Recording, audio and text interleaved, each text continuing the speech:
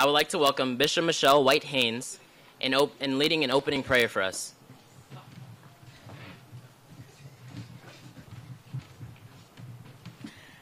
Can we bow our heads? Father, in the name of Jesus, I thank you first of all for waking us up this morning and causing us to have a great day that we can gather in your name to celebrate what you've given us.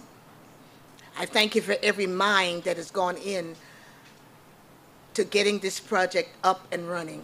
Thank you for the gifts that you've given us through our mayor, our Bronx Borough president, all the senators, congressmen, speakers, assembly speaker, state senators, and community leaders. Thank you for all of them, for the hours of collaborations, for the minds, great minds, minds like yours that can create and envision what our purpose is on this earth.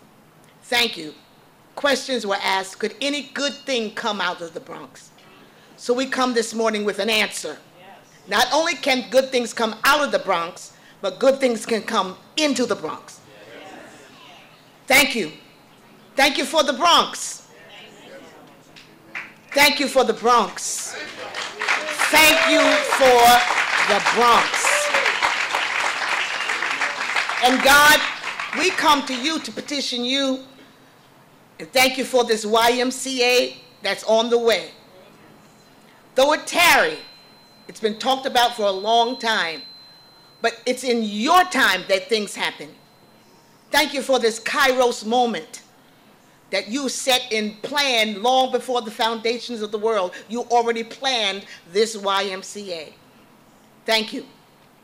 Thank you for what it's going to bring to this community, the relationships that are going to be established because of it, family and social ties. Thank you so much for the vision for this place. Thank you, God. So because this earth is yours, the earth is yours and the fullness thereof, the world and we who dwell therein, we come to you asking you to bless this day as we turn over your soil. This earth is yours. So as we break the ground today in your soil, we ask you to please bless us and bless it. Bless the vision. Call everything into fruition. The things that they've planned, the budget that's been made, all the plans and the ideas, hours of meetings, make it come to pass. And we thank you in advance that it shall. We just believe it will be. It's going to be great for this community, great for who we are, great for relationships, great for recreation, great for social family relationships. Thank you for what's coming. Bless all of us in Jesus' name. Amen. Amen.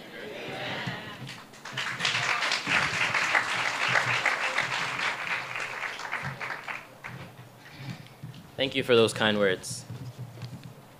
Good morning, everyone. Good morning. It's such an honor to share this special morning with all of you. Thank you for joining us here to celebrate this incredible YMCA milestone. My name is Viera. I am a senior at the High School for Health Profession and Human Services. I am a proud resident of the Bronx and a Y teen. The YMCA has been a part of my life since I was 9 years old. I've been involved in Y sports, which has taught me how to be a proactive team player in order to accomplish a greater goal. Leaders Club, which has instilled in me the leadership qualities required to be a leader in my community. Teens Take the City, which has educated so many New York City teens like myself on how our local government works. And Global Teens. One of the greatest decisions of my life was to apply to Global Teens. Most recently, just last week, I returned from a Global Teens service learning trip from the YMCA in Medellin, Colombia. Their movement is called Transformamos Vidas, which means we transform lives. Just like here in New York City and in the Bronx, the YMCA transforms teen lives like mine every day. The program in Colombia recruits young adults to volunteer at the Y and helps to ensure that they are kept safe and away from dangerous circumstances in their neighborhoods. On my last day, as I was leaving Colombia, a Y volunteer said to me, "No matter where you are in the world, the YMCA will be there for you. The Y truly is one big family. Certainly this is true, as it serves over 45 million people in around 119 countries. In my life, the Y has been that safe space. The Y has helped me through some hard times when I was younger. The Y staff has been there for me. As a Bronx teenager, I am so excited about this new YMCA. Having a Y here in this community for the teens and families and seniors will be transformative. The Y changes lives. This Y will change lives. Thank you to everyone for being here and all you have done to make this day possible. It is now my honor to introduce Sharon Greenberger, the President and CEO of the YMCA of Greater New York.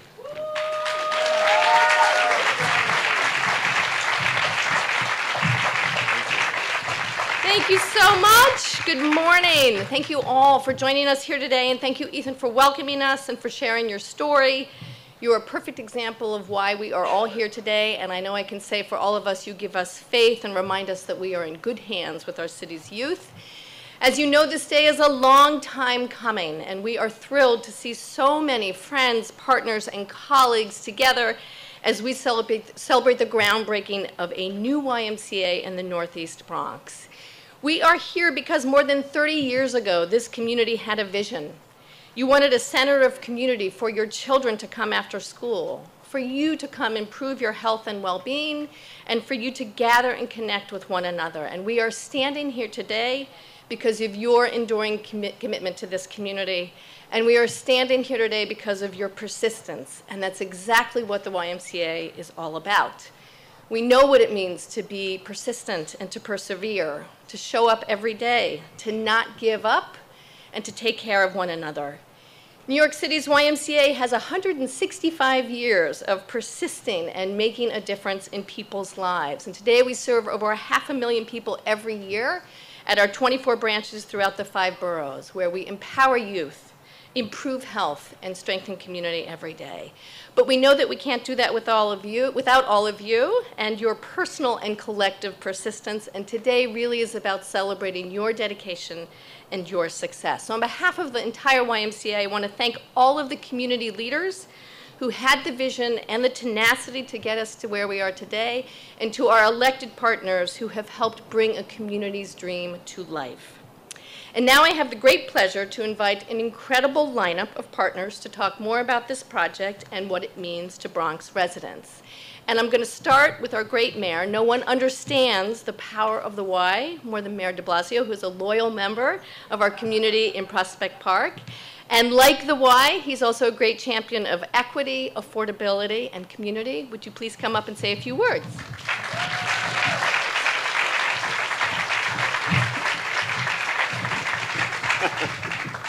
Want a better mic? Yeah, thank you, Sharon. I was at the Y yesterday, Sharon, and it's doing very, very well. I commend you. I commend everyone at the Y, and Sharon, and to everyone at the Y, congratulations. I know everything you do is a labor of love. And for all of us who have spent a lot of our lives at Ys, we know the passion that people bring to the work. We know the impact it makes. And the fact that so many Bronxites are about to benefit because of what will be built here is truly, truly inspiring. And what a great example in Ethan Viera. Ethan, I'm so impressed by you. Let's give him a big round of applause.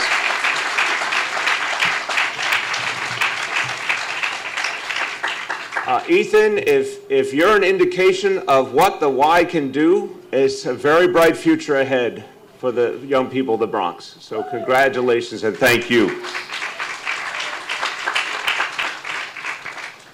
Thank you to all the members of the community here, all the elected officials and community leaders. I want to just say this is a day that's been a long time coming. And people in this community fought for it. And in a world that we're trying to make better every day, it's fair to say you shouldn't have had to fight so long and hard for this day, because you were right all along to demand this opportunity for our young people, for our seniors, for everyone in the community. I wish it didn't take such a long and persistent fight, but it did, and you were up to the challenge. This community never let go of this vision, even when it didn't seem like it was going to happen. Now, I also want to say you did a very smart thing some years ago, and you elected a young man to be your assembly member, and he also persisted, and his talent rose. You know, they say cream rises, so the talent became more and more evident to others around him. And then I say it's a very good thing for a community when your assembly member becomes elected Speaker of the State Assembly. That is a good idea.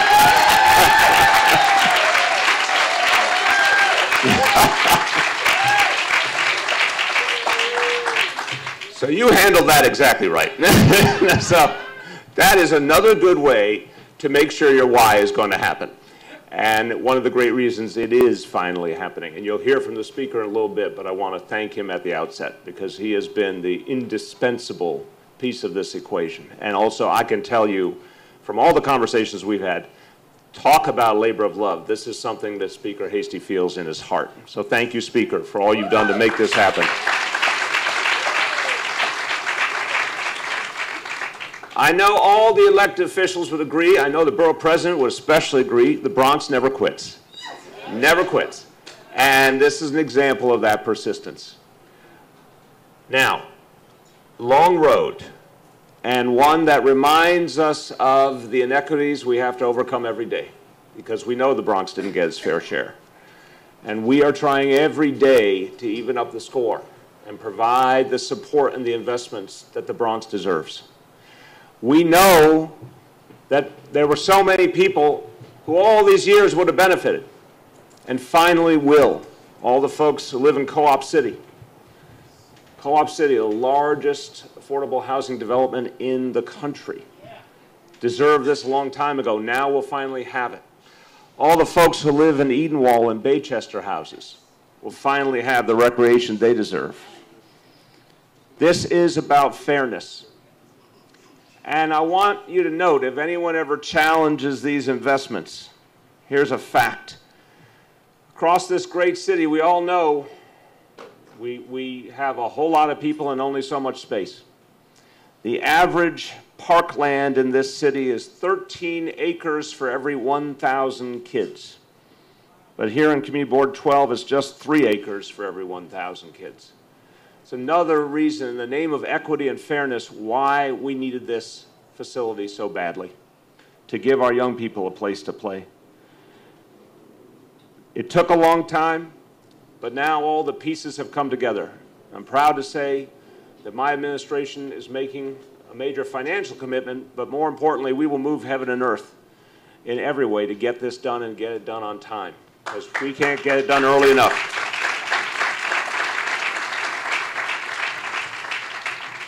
We need this for our kids. We need it for our seniors. We need it to improve people's lives. And I will just finish by saying my own personal testimony. Now, I have been a member of the Y in my community since 1996, so 22 years. And I know you're looking at this awesome physique and you're saying, how can I do that? Where can I get one of those? Well, you just have to go to the Y. It's quite clear. All right, I've told you what to do. Now it's up to you. March on over to the Y. But I am the junior member in my couple because, like Ethan, our First Lady, Shirlane McCrae, started out at the Y a long, long time ago. I believe she was 8 when she started the Y. And the Y has something called Leader Corps. And Shirlane's parents got her involved in Leader Corps. And that worked out, because she became a leader, and that's been true of so many young people. The Y helped them realize their potential. So we talk about what we hope to do in this city over the next 4 years. We want it to be the fairest big city in America. We want there to be a reality of fairness in people's lives, equity, decency, people living to their potential. There is nowhere that does that better than the Y, and this community will finally get the Y it deserves. Congratulations, everybody.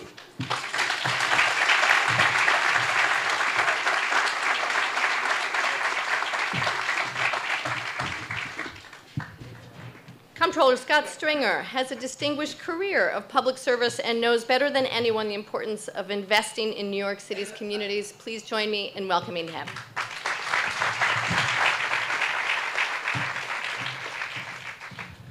Well, good morning, everybody. I, too, want to start out and really thank all the elected officials who are here today, the mayor, and also our speaker, Carl Heastie, who I serve with, for getting a dream into reality. Let's give him another round of applause. And I also want to recognize somebody who has also partnered to make sure this happened. And as a former borough president, I know how difficult it can be to make sure that capital money is there. And let's give it up for Borough President Diaz, because he really, with Andy King and all the elected officials, did a great job. And growing up back in the day in Washington Heights, we had a YMCA. And that was the place in our community where all the kids would go. It was really the centerpiece of our neighborhood. It's where I, as a young child, honed my skills, making sure that I would be one of the best basketball players from Washington Heights.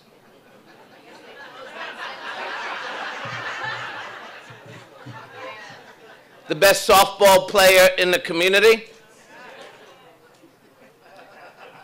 Mayor, they didn't laugh when you talked about your physique. Look at me. Okay. I stopped going as a teenager. But I want to tell you what was great about growing up in Washington Heights next to a Y even today. When people say to me, well, where did you grow up uptown?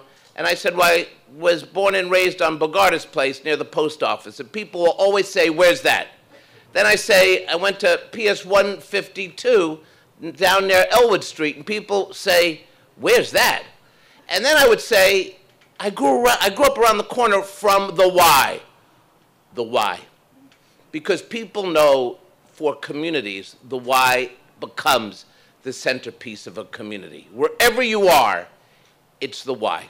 I think that's true, Mayor, in Brooklyn. It's true in my community.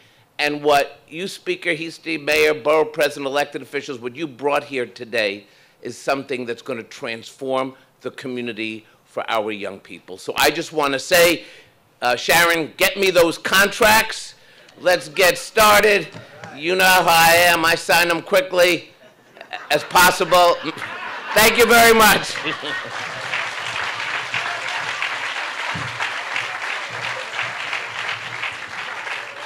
Yeah, they're on your desk.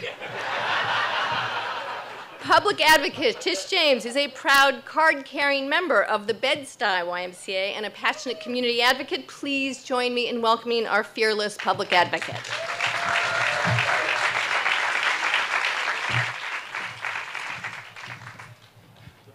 This is a decades-long dream, and now it becomes a reality. A dream realized because of the leadership of a number of leaders here in the great borough of the Bronx. And I particularly want to shout out the Speaker, Carl Heastie, and the Borough President Diaz, and of course, the Council Member Andy King, for building walls that connect people and not walls that divide individuals, and for building institutions and schools and not jails. And so this is why this is a special day here in the Bronx. As we build minds and as we build bodies and as we build souls for young people in the Bronx. And it's also very intergenerational because it's a place where individuals my age will come and learn. And it's skills training, and it's healthy living, and it's social responsibility, and it's generational activities. You see, my friends, everyone deserves to be healthy. And we all know that we all have some challenging statistics here in the Bronx. And we all need to be connected to one another and connected to a larger community and connected to the success of one another. And we all know that here in the Bronx and in other urban centers all across this nation, there is a swimming gap, which is why so many young people of color, unfortunately, have drowned. And so I was fortunate to have a Y. The Y on 9th Street, where I was a member when I was young, and also the Bed-Stuy Y, where I've learned how to swim. And we've seen too many young people, particularly in the Bronx, drown. And so now individuals will come and they'll learn to swim, and they'll learn to survive. And in addition to that, a facility that will create 101 construction jobs and 100 permanent jobs that will pay a living wage, right?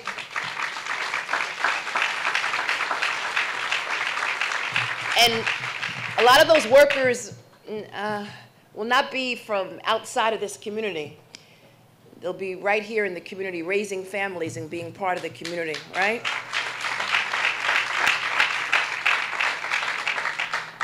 And a facility that will provide after-school education programs and a diabetes prevention program, because we've seen too many people of color who have lost their limbs.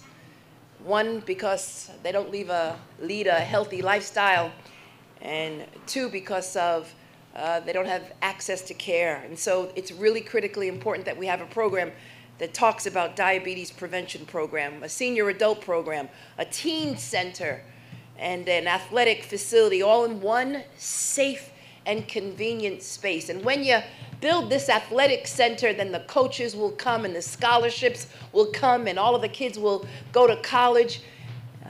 This will be the place. And so I just really want to thank the leaders of the Bronx. I want to thank you for all that you have done. I want to thank you for building minds and building spirits and building souls and building bodies here in the Bronx. And because the mayor and the controller talked about their interesting physiques. Interesting, yeah. Thank you. Thank you, you'll take it, okay. Interesting, very good, very good. Well, I can't say much. I haven't been to the gym in a while. I am a member, but I haven't been to the gym in a while. But the point is that the Bed-Stuy Y, the 9th Street Y, and this Y here really underscores the point that we're all part of one human family. Congratulations and God bless you.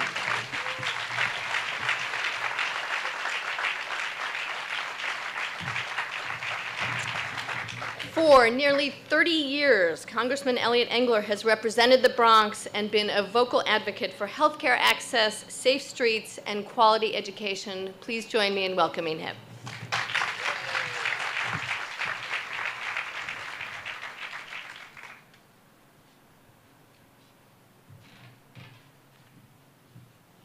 Well, thanks so much, and welcome to the Bronx, the only borough in New York City on the mainland of the United States. And welcome to the 16th Congressional District, which I'm proud to serve. When I was 12 years old, my family moved to another housing project about a mile and a half away from here in the Northeast Bronx. And this has been a long time coming, a facility like this. There was a YWCA in Eastchester Houses where I grew up. And they had all kinds of programs. And Mr. Mayor, in those years, John Lindsay was mayor. And he formed what was called an urban core program. And it was for kids like me who grew up with low-income families, enabled us to make some money, and we could do things in the city. And I was a counselor at the day camp that the Y opened. And it's something that I really feel shaped my life, because it gave me something to do, put some money in my pocket, and really kept me off the streets. The community here has been united in doing this. I see Al DeCastro and Shirley Farron, Ms. Gill, all people who for years and years and years, even when it looked bleak, knew that this was something that the kids here really needed and something that the kids here really deserved. I said to Carl Hasty, I served in the Assembly for a number of years before I was in Congress. The mayor was right. You elect a speaker and you can get whatever you want. But I really want to single this out for Carl, because I want to tell you, this has been a fight, not for 2 years or 5 years or 10 years, 20 years or even more. This has been a really, really big fight. And Carl, you know, we all want to take credit, and we all do. We have an excellent city council member, Andy King, and we have all the elected officials here, and Jamal Bailey, and our borough president works really hard. But I think it's fair to say that if the assembly members didn't have the good sense to elect Carl Hasty as speaker, this might not ever have come to fruition. So, Carl, we need an extra thank you to you.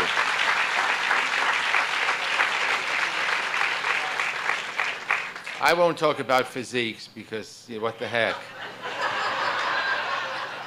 But I do want to swim in the new swimming pool. I really do. I mean, I can swim as well as anybody else, so I will be in that swimming pool. Let me give you that guarantee. Let me conclude by just saying this really shows that, you know, people, it's very hard all over the country, particularly in Washington, D.C.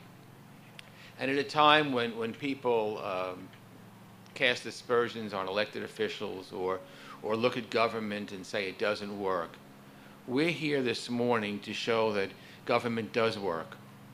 And when elected officials get together with the community, we can really make things happen.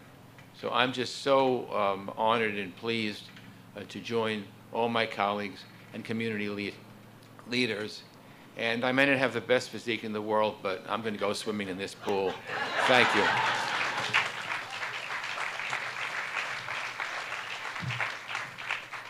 Okay, I'm putting you all on notice. No push-up contests up here. Yeah. State Senator Jamal Bailey represents the next generation of Bronx leadership, and we want to thank him for his early work on this important project, and we look forward to working with him as we continue to service this community for decades to come. Please join me in welcoming Senator Bailey.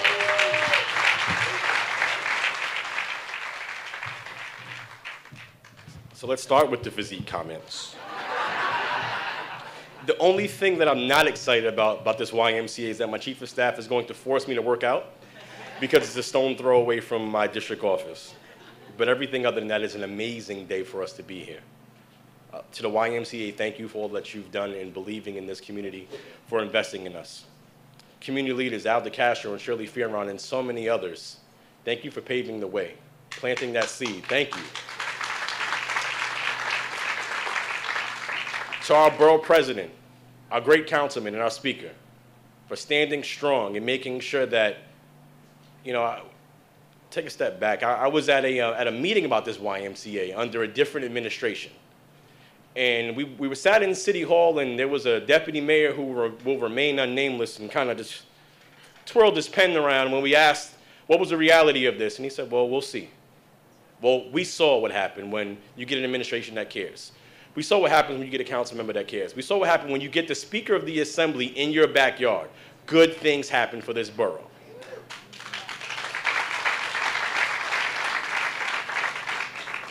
And of the four elected, the four of us that were elected in this community, it's amazing that we've all grown up here. And I think I will say that I grew up the closest to this site. I grew up on Paulding Avenue between 225th and 226th Street. And I can't swim. If this would have been here before, I think I would have learned how to swim. I would have been a little better at basketball, too. But, you know, I had to go different places to work, to play basketball, to try to play basketball. To a Madison Square Boys Club on 174th Street, to the Castle Hill YMCA in Castle Hill. And my first job, actually, was at the White Plains YMCA in White Plains, New York. I was a counselor in training in the kinder camp under Ms. Flora Bennett. We'll never forget the experience, but the next generation of leaders, the next generation of Jamal Baileys, my daughter, Giada, and my other daughter, Karina, they won't have to go to White Plains. They can go to 229th Street. They can stay home. And I'm eternally grateful for this opportunity to be your state senator. I'm even more thankful for the people that have come before us because, as I mentioned earlier, you know, one of my favorite quotes is that you plant a tree under the shade, but you may never sit. But you still plant that tree because that tree not only provides the oxygen for us to breathe, but it provides the shade for the next generation. And so Al and Shirley and those of you who have come before me, that tree is going to grow, it will prosper, and this YMCA will do amazing things for our community. Thank you all, and God bless.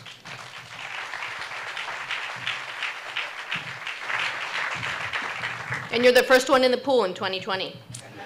Councilmember Andy King is a steadfast champion of youth in the Bronx and across the city, and he always has the best ties.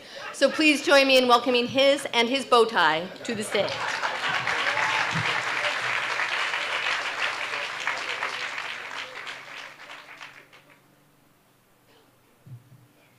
Did someone say physique? Good afternoon, family. Good morning, family. Good morning, family. Good morning. Welcome to the North Country, the borough of the Bronx. I first want to say thanks to the Most High in Christ, who allowed a beautiful team to come together in this generation to deliver on a conversation that started over 4 decades ago. And the reason I go back 4 decades, I remember those early conversations. I was in Olinville Junior High School at the time, and I was playing basketball for a gentleman by the name of Assemblymember Larry Seabrook. And he talked about how we needed to get a youth center up in the neighborhood and what he was willing to do. And at that time, there was a Grand Union on Gun Hill Road and Bronx Wood, currently occupied by Rite Aid right now. That was supposed to be the first site of that team, that youth center that we're trying to put together. And then that conversation kind of moved forward. And I remember when he asked my dad to put together a basketball team at a basketball league in Olinville Park. For those who knew Olinville Park now, it's Agnes Haywood Playground. We only had 1 full court at that time. And that concrete was hard on our knees, and those canvas columns were not working. So Larry again came and said, Mr. King, we need to figure out how. And at that point, we started looking at another site. And as we started the UDC basketball, the other site became, for those of you, there was a sanitation house on White Plains Road by Magenta, where the Rain Center stands now. That was supposed to be the next location. So the conversation, the fire started dying out, and then there was the Northeast Bronx Coalition, Community Coalition, that came together under the leadership of Al DeCastro, that continued the conversation that started over 4 decades ago. So I want to say thank you to Al for those meetings, and those who joined, and just to name a few, with Jesse Collins, Shirley Farron, Cheryl DeWitt, all of us who joined, came over to 142 over here for those meetings to figure out what we can do. So I just want to say thank you. I want to say thank you to each and all of our community leaders who had this conversation, who advocated, but more importantly, I want to thank the Most High in Christ by putting a team of electeds that are able to bring the resources to deliver on a conversation that started when I was a teen, and for some of us who may not even been born, and some of us were still out there just doing what we had to do. So on behalf of all of us in North Country, I want to say thank you, Mr. Mayor, for being a part of the team. I want to thank the Speaker, Carl Hasty, for his leadership and activism and making sure that we found all the money we need to find. They opened up the purse strings. Thank you very much. And to our borough president, who took the reins when that conversation started, back with Mayor Bloomberg, who did not fulfill the promise of a conversation that started a while back. And I say again, Mr. de Blasio, Mayor de Blasio, thank you for doing what's right for every community. I remember the time I had to go to 135th Street if I wanted to go to a Y, to play basketball or jump into a pool. Those days are long gone, because I would run around the track. I would try to act like I'll try to act like I'm some type of age when I get here. But I would look forward to us all enjoying. Public Advocate, thank you for your words. Scott, thank you very much. Jamal, yeah, we're going to learn to play some better basketball. And Elliot, teach me a butterfly stroke, because I know you got it in you. And we're going to, all right? We're going to do whatever we got to do. And I end with this. All I would like to say, I thank the Most High in Christ for paving the way for we are able to have a YMCA here in the North Bronx today. God bless you, and be well. Thank you.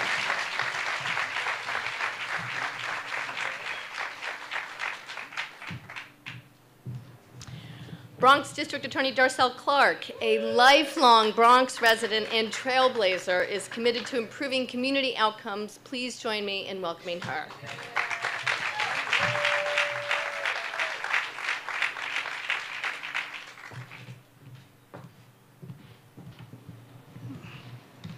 Good morning, everyone. What a wonderful day for the Bronx. What a wonderful day for the Northeast Bronx. As so many have said already, this is a long time coming. You know, I'm a lifelong member of the Bronx, never been a member of a YMCA. So I'm excited about this because I live in this neighborhood as well. So now I'm going to get my exercise in. I can get my steps in, walking over here and actually doing exercise. I don't know about the physique, but we got to figure out something so I don't mess up my hair.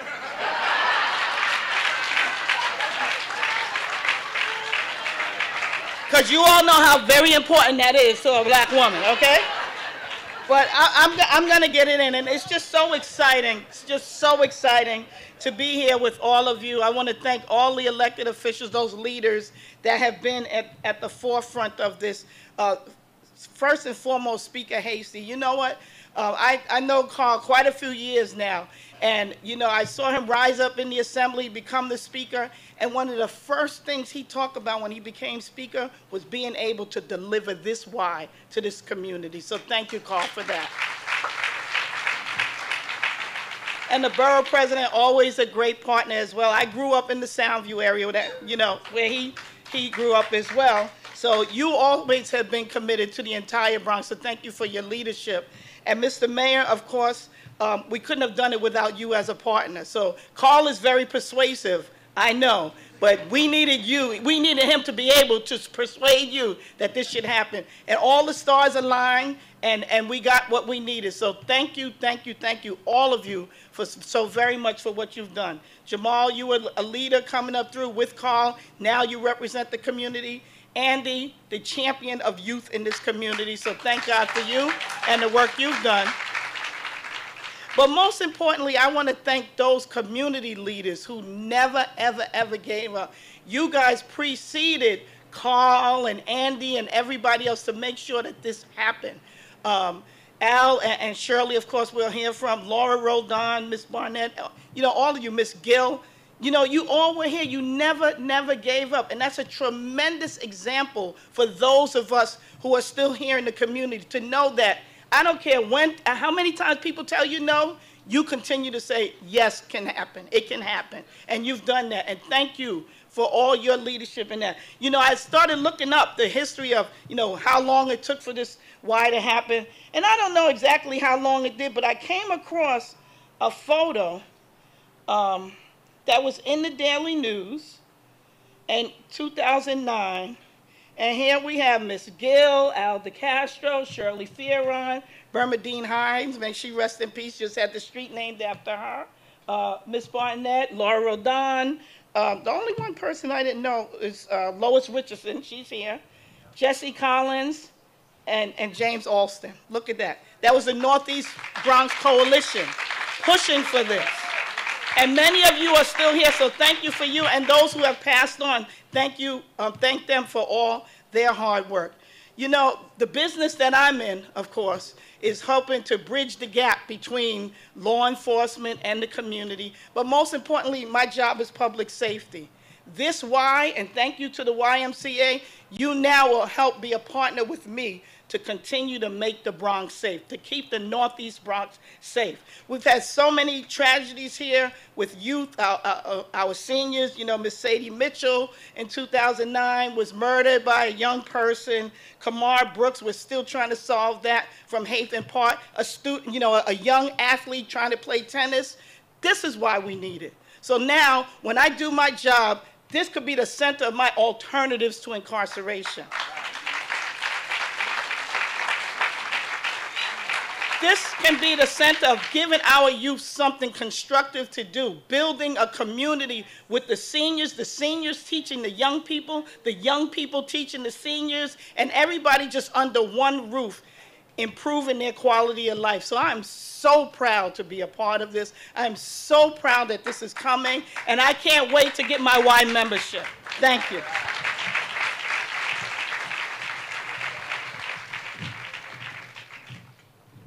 Bronx Borough President Ruben Diaz Jr. is an intrinsic part of our Y family, and he has been a singular force for improving health for all Bronx residents, and I know believes strongly in the power of collective action. Please join me in welcoming him.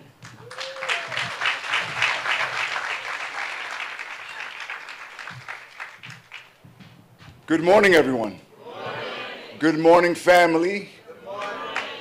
I just want to say, Mr. Mayor, thank you. I remember when you and Carl and I and Andy and the community was out on a very hot day when we made this announcement. And today we're here making this a reality to our, by the way, ladies and gentlemen, if you haven't noticed, this is a civic lesson happening right here today. Right here at this event, we have 3 historic figures. We have the first African-American woman to citywide office in Tish James with us, our public advocate. We have the first African-American woman elected DA in the history of the state of New York in Garcelle Clark.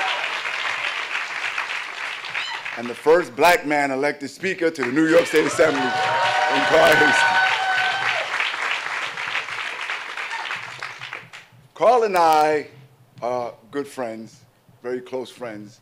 When we first started in politics over 20 years ago, we were happy and our families were proud that we were elected. But we also pledged to each other that when the time came, when our leadership would be called upon, that we would not just be complacent with the titles that we hold, that we would do everything in our power, everything in our influence, everything that we could to make the Bronx better, to not just highlight the negative things in our borough, but to actually do something about them. And as a borough president over the last 9 years, I'm proud to say, and you all hear me say this, that we've been working collectively, all of my colleagues in government, whether they're citywide, Scott Stringer, the State Assembly, the congressional members, the State Senate, the Deputy Borough President, Marika Scott McFadden, which is a resident of this community. Over the last 9 years, we've seen over 80 million square feet of economic development. We've cut unemployment by creating jobs by more than half. We have over 40,000 units of housing. A lot of that we've done with our mayor and the city's administration. Tourism is up 14%. And we've done that at every corner of the borough. Here in the Northeast Bronx, in this district, we've done over $16 million working with Andy King to our schools, our libraries, public parks. We've been building our transportation infrastructure. The mayor and I were just together last week in the Soundview section of the Bronx where we finally have ferry service here in the Bronx.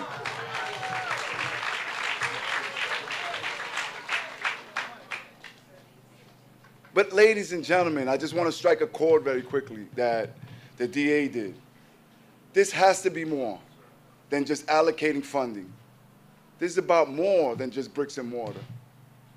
Because in our darkest days here in our borough, with all of the negative stereotypes and the negative images, the worst thing that happened to Bronxites, in my opinion, was that our spirit was broken. We were affected negatively, psychologically. And yet there were still champions. There were still pioneers like Shirley Fearon, like Al DeCastro, like Elizabeth Gill, so many of you and so many others, Carmen Rosa, who's not here, so many others who are not here with us today, who not only fought the good fight, but you did something even better. You nurtured future leadership. You nurtured us. I remember when I first decided to run for borough president, Al DeCastro and Shirley, you guys had me right in that community center in Edenwald, beating me, pounding me. I had more hair. And the physique didn't help out either. And you were telling me, how is it that you, or me, how was I going to support the reality of this community center? Here I am, $3 million later.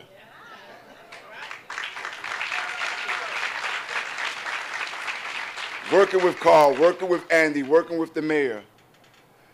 But it's not, again, it's not about the allocation of money. It's about what the Y represents and what this all represents. Carl was just getting a little bit of emotional there. It's about being the nurturing future leadership. And if you all did that for us, just continue to imagine what the Y will do for future generations. My son Ruben Diaz III, God perfected Ruben Diaz. It took God 3 tries. God is perfect. First Ruben Diaz, I don't know. Second Ruben Diaz, a little bit better. Ruben Diaz III, perfect. Ruben Diaz III benefited from the leadership program at the Y over at Castle Hill. Even found his first love there. When you look at all of the young men and women that come out of the Y, when you hear their stories, when you see that they were in the shell, when you see that their spirits were broken, that perhaps they came from a broken family, and the encouragement and the confidence and the lifting of that spirit that the Y has provided for them, that is going to be the most important thing. I am proud as the borough president to be a part of this, but I'm even prouder that with all of our commitment, with all of the resources that we pooled here, with all of the nurturing that this community has given Carl and Jamal and Andy and all of us, that moving forward, not only the future of the Bronx, but the future of the city is going to be in great hands. Thank you. God bless you. Congratulations.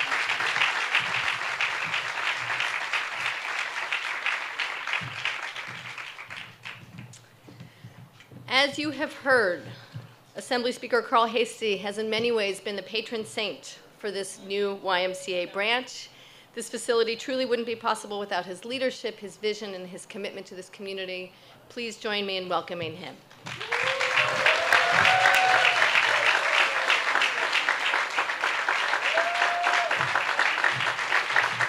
No.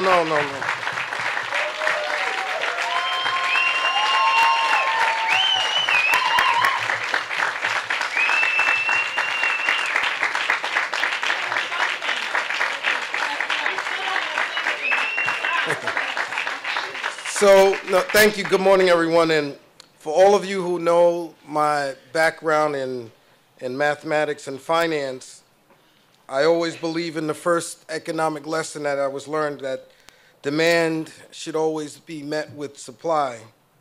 And for far too long in this community, the demand for the community center was never met. It was always mentioned, as Councilman King said, it was like the unicorn of this community. It was always thought that someday, somehow, it would be seen. And I mentioned this when we did the announcement a couple of years ago, that mayor after mayor and administration after administration all said it was a great idea, yes, it will happen. I'll even say even Mayor Bloomberg at the end of his term started to listen. But it really was Mayor de Blasio. And I do have to give him a lot of credit, because even though we had a minor disagreement in the primary of 2013, he never held it against me. And when I had the first meeting with him and his team, this was the first thing that I mentioned to him that this community needed. And he said yes. To Borough President Diaz, when Al DeCastro and the entire organization got together, we had a meeting then later at the borough president's office, and Ruben said that he was all in to make sure it happened. And not only did he, yes, he did put in $3 million of his own money, but I'm happy to say that he helped to shepherd probably the fastest ULURP process that we've ever seen, along with the councilmen and the community board's support. And I mentioned Al DeCastro, and I just want to say, Al really deserves a lot of credit for, it's like ebbs and flows. Every time we thought it was coming, it would kind of drift off again. But in 2009, Al really said, we really have to get this done. So Al deserves a lot of credit. And I just want to mention, particularly the entire staff that's worked with me in the assembly, even before I became speaker, now since being speaker, and when Jamal was working with me, he helped shepherd this, and now we have Kevin Rowley, my communications director, who's been handling this, Giovanni, my chief of staff, and then Andy, when you mentioned being speaker, maybe there's a little more money comes into the community, but the Secretary of Ways and Means, Blake Washington, I asked him to come down from Albany because Blake helped me put together the financial picture of how could we possibly come up with the money for a $60 million project. Now, Giovanni, back then, my chief of staff, she wasn't my chief of staff, but she was with me. And we attended the first meeting at the borough president's office. And we still have the notes from that very first meeting in 2009. Just some interesting things on there. In 2009, we thought it was only going to cost $20 million. I don't know whether that's inflation or the time, and just many of the notes that were on here. And this is just how long and a sacrifice of love that this has been, you know, for this community, for it to happen. I want to mention, as I mentioned, Senator Bailey, and I want to thank the Y. And one of the reasons why I want to do that is when we really started to circle around, we invited all of the groups that do this, Boys and Girls Club, Kips Bay. The Y was the only one that said, I know it's an ambitious project with a lot of money, but we're going to do it. And they put up $24 million of their own money.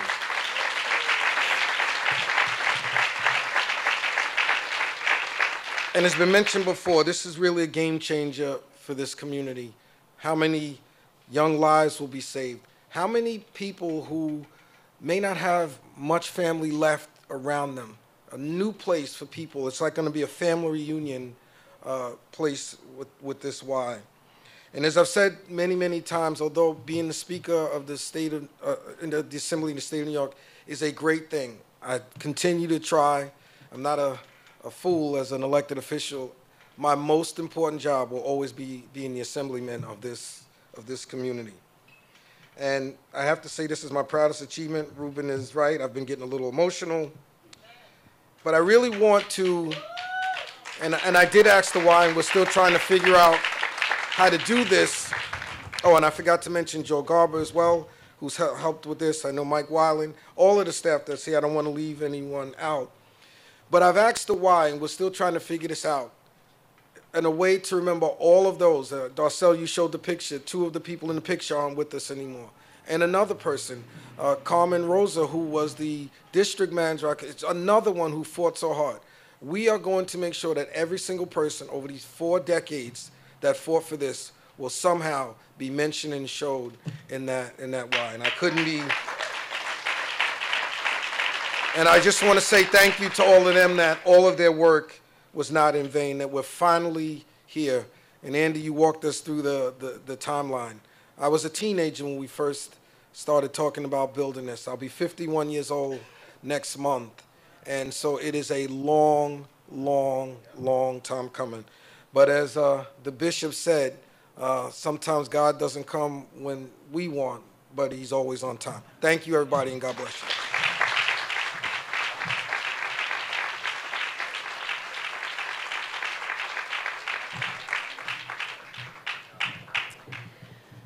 I think everyone here knows Alda Castro and Shirley Fearon. They are the heart of this community and embody the notion of persistence. They have joined us for every public meeting, and there were a number of them. Please join me in giving them a warm round of applause and welcome them to the stage.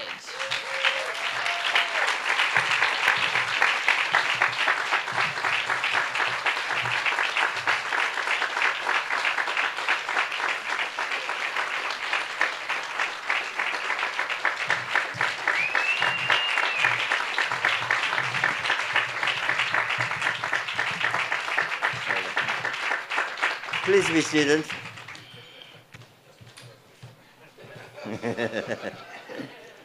A blessed morning to all in attendance, giving thanks to our Savior Jesus Christ, for he makes all things possible. Today is a great day for our community as we break ground for the Northeast Bronx YMCA. As we break ground, we plant a seed for future generations in our vision for what is possible. On March the 17th, 2009, 16 residents of this community met at the NAAC building on East 219th Street and formulated plans to petition our elected officials of the need for a community center, a supermarket on East Gun Hill Road, and a woman from our district as deputy borough president. Guess what? We got them all.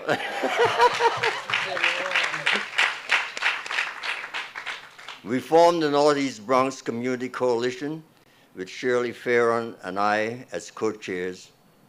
And I thank Shirley for her commitment as she has been there every step of the way. Thank you, Shirley. There are so many people that have contributed in making this day possible. To the residents of this community who have been politically involved in the development of our community for so many years, thank you as you responded to our every call and your support. In this political world, we know that it is us, you and I, who make a difference. It is your vote, it is your commitment that has made this day possible. We salute you. Years ago, Branch Rickey, the owner of the Dodgers, said, "Luck is the residue of design." And today is an example of that prophecy. We extend our sincere thanks to Mayor de Blasio, Congressman Engel, Borough President Diaz, Senator Bailey, Councilman King, former Senator Ruth Hassler Thompson, former Councilman Larry Seabrook, former Councilman Coppell, Mr. William Rodan of the Borough President's Office, Mr. Charlie Samboy, Mr. George Torres, Mr. William Hall, and Community Board 12.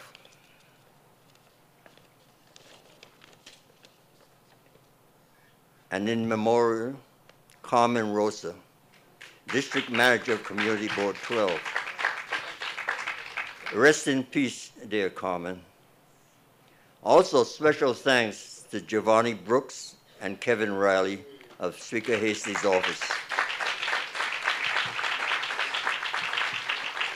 In addition, special thanks to the Granbys and Jim Olson for their financial assistance early on in this venture. None of this could have happened without the leadership and support of my friend, the Speaker of the New York State Assembly, Carl Hastie. Carl was steadfast in his support from day one. Thank you, Carl, for all you have done and continue to do for our community, the city, and the state of New York. May God continue to bless you and your family. As I conclude, I would be remiss if I did not remember my late wife.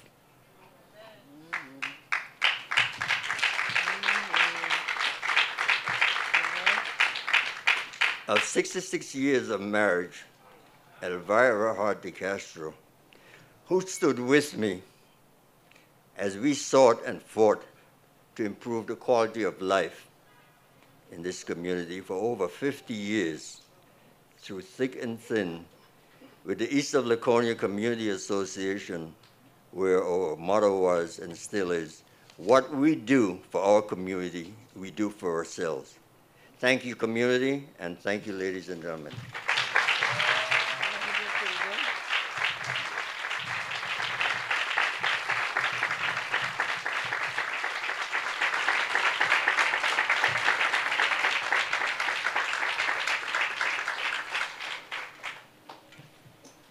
It's a little hard being the last person to speak because everyone has said everything you're going to say. But we're going to get through this. My grandparents, they came up here in 1948 from Harlem. They borrowed money all over the place because at this stage they had 6 kids. The last 2 were twins, and they were going to bring them to a better place. And they moved up to the Bronx. The people in the Harlem, their friends, and my uncle used to say, is a place, it was like dead people or something because it was so quiet. But in any event, they moved in 1948. I came in 1950 when I was 5 years old, me and my mom. And really it was Italians, Irish. And we were the second black family on the block. And the barber, we had his barber shop on the corner, Italian. I love Italians, believe me. I'm serious. I mean, just let me finish. And I don't want to give you the wrong impression. And he went around the block with a petition that no more colored people would move into the block. I guess that was 1949, 1948 when they moved up. It was a struggle. But when I was a kid, you know, when you're a kid, you're having a good time. You don't know what you don't know. You know what I'm saying? And so we had fun. And I did learn a little bit swimming in Evander because I took swimming. They made me take swimming 5 semesters out of 6. And it was like bad hair day all the time. Oh, Jesus. But in any event, you know, we had the playgrounds. We had Edenwald. Edenwald had their youth center. So we had something going on. But as you got a little older, my preteens, oh, Harlem got a YMCA. Gee. Mount Vernon had a YMCA. Gee. But we didn't have anything, you know. So when Al came to me, Al was a wonderful person to work with because, you know, when you're doing things and you tell so-and-so to do this and then you look around, it's not done, you know. So with Al, if he was going to do something, it was going to be done. So when he came to me to be co-chair with him, that was a wonderful idea. And as I said, I've been in the neighborhood since I'm 5, so I knew the need was there. So this intergenerational center, it just wasn't his idea or my idea. Actually, it came out your mouth, Elizabeth Gill's mouth, because she, you know, we want a community center for the kids. That's really how we started out. But then, well, you came, then we talked with seniors, what seniors need, and you came with this great big old word, intergenerational, that everyone now knows how to spell. And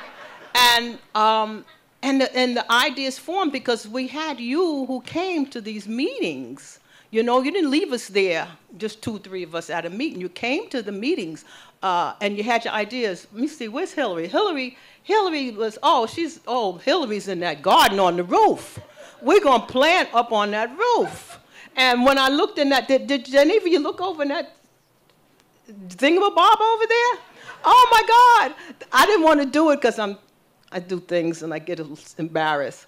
But you could see, I said, can I see the pool again? You know, because it's 3-dimensional, but Hillary wanted the garden.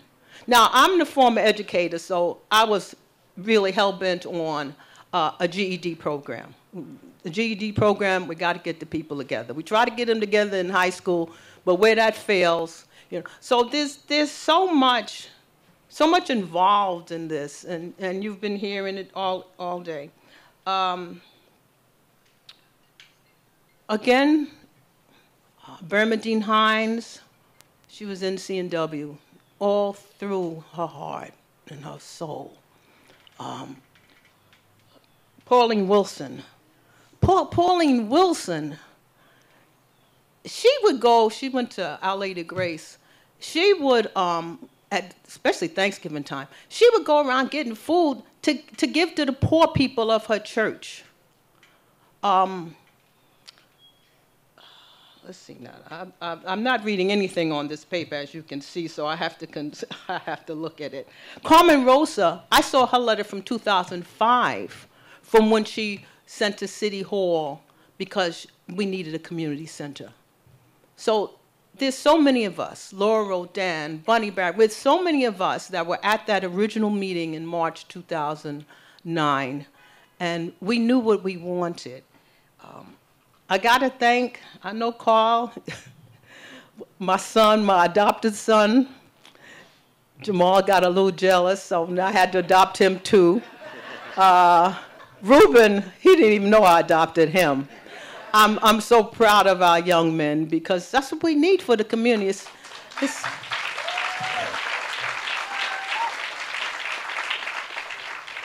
It's not about grandstanding and being important. It's just about doing. And when you're born and raised in the community and you know its needs and you know your people, you know what you need to do. And that's what you guys do. And so far, I'm doing pretty good because I haven't cried.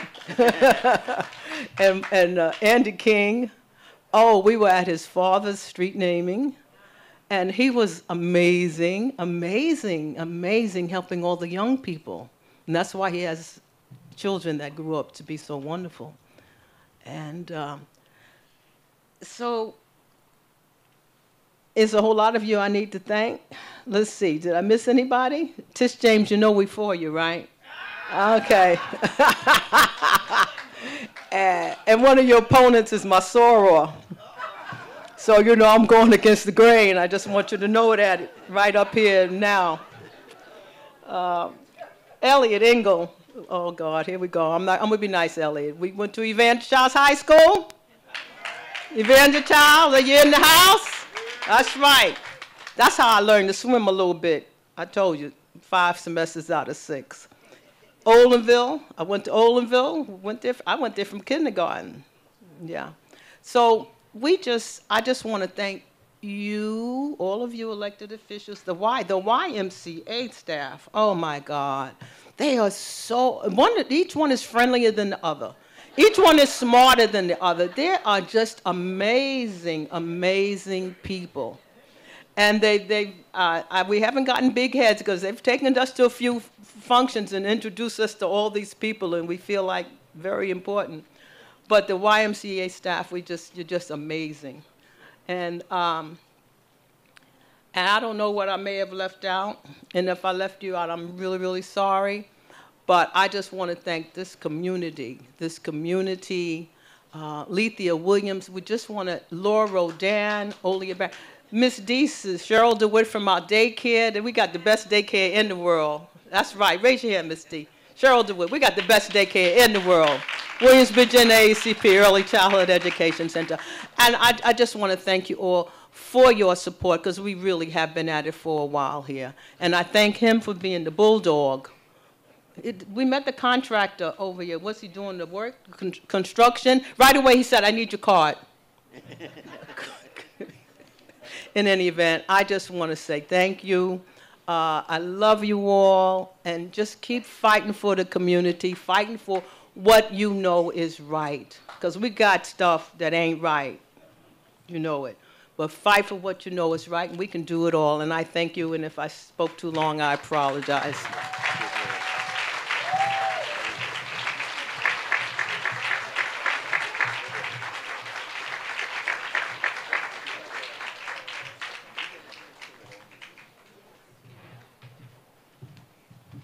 Al wants to make sure he gets a picture with all the electeds. I do want to spend one moment thanking our amazing project partners. Many of you were with us in 2016 when we announced this project, and since then you've been hard at work to not only keep us on track, but to expedite approvals. And so I want to thank first the many city agencies that have made today possible, and please forgive any omissions. At EDC, under President James Patchett, and many of these folks are here today, Max Padden, Sharon Tepper, Busayo Olupamo, Pona, Charlie Samboy, Hester Muiz, and Gail Rothstein. At the Department of City Planning, Purnima Kapoor, Sean Breed, and Dana Driscoll. At the New York City Public Design Commission, Justin Garrett Moore. At the Department of Buildings, Archana Jayaram and Lisa Amoya. And to our partners and neighbors at ACS and SCO, thank you for being so welcoming. And I want to acknowledge quickly our fantastic team of consultants from Gilbane Building Company, Bill Gilbane, Cecil House, and Larry Bacher, who we refer to internally as our secret agent and secret weapon, from our award-winning architects, from Marvel, Lissa So, Jonathan Marvel, Martha Bush, J.S. Young, and Justine Alla, and from our construction manager, Suffolk, Charlie Avolio, John Frescatori, Chris Bailey, Matt Miller, and Brendan Mooney. And finally, I want to thank our extraordinary YMCA staff and board champions who have made expanding in the Bronx a priority for the last decade. Thank you for keeping our commitment to serving more New Yorkers top of mind. I want to personally thank Bob Lieber and Father Joseph McShane from our board who have been advocating for the Bronx for over a decade. And I want to thank Sharon Levy and Joe Chan who have been living and breathing all the details. As you know, this branch will open in 2020, and we expect to see all of you here at the ribbon cutting. And between now and then, we will continue to work with all of you in our schools, in our tenant meetings, in our community board meetings, working to strengthen community in the Bronx. And finally, as Shirley mentioned, we started today talking about the vision this community had. And in an attempt to try to share what that vision translates into, we have set up a virtual reality tour of the new Y, so if you have a moment, take a look. I'm going to ask the speakers to join me for the official groundbreaking over here, and everyone else, please stick around. We have lunch, we have a VR tour, we have lots of more conversation to have. Thank you all for being here.